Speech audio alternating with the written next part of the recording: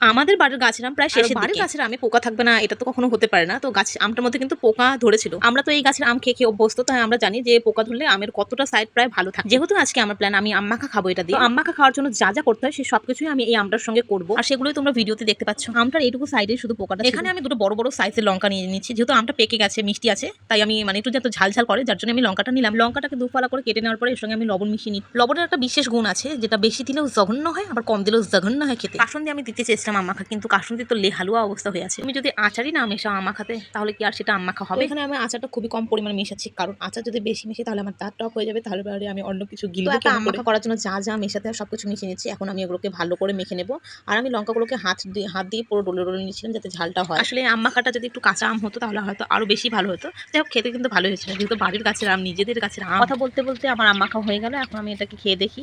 তো আম মাখাটা কিন্তু ভালোই হয়েছে। ওই যে বললাম বাড়ির যে গাছের জিনিস, তো সেটা তো ভালো হবেই, না ভালো হয়ে থাকতে পারে কেমন করে।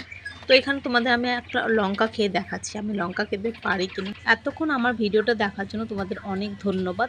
আর তোমরাও নিজেরাও নিজেদের গাছের আম শেষ হওয়ার আগে কিন্তু মাখা করে খেয়ে নাও। তাহলে এখানে এই পর্যন্ত থাকলো, টাটা।